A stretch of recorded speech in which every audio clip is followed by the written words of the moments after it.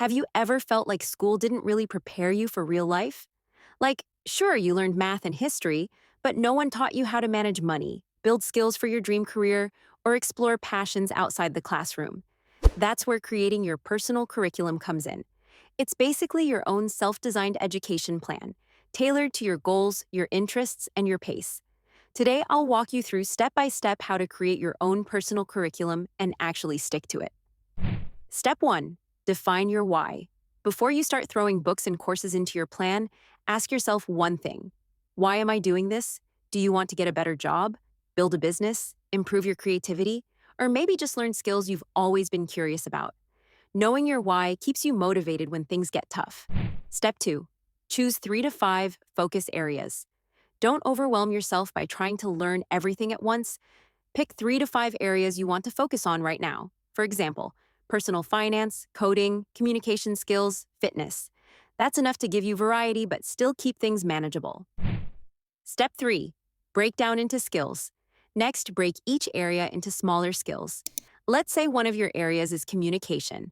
That could include public speaking, writing, negotiation, and active listening.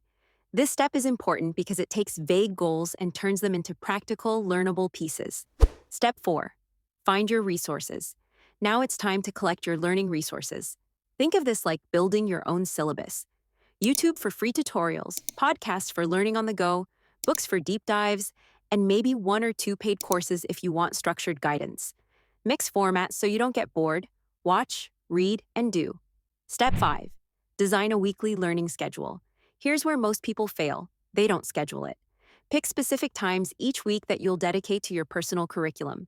Maybe it's 30 minutes a day or 2 focused study blocks on weekends.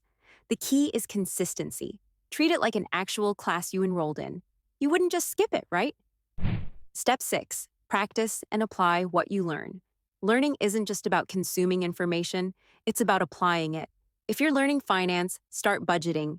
If you're learning coding, build mini projects. If it's public speaking, record yourself talking. Practice makes the skill stick. Step 7. Track progress and adjust. Every few weeks, review your progress. Ask, am I actually improving? Do I enjoy this subject? Is it still aligned with my goals? If not, adjust. Add new topics, swap resources, or drop what isn't working. Your personal curriculum should evolve as you evolve. At the end of the day, creating your personal curriculum is about taking control of your growth.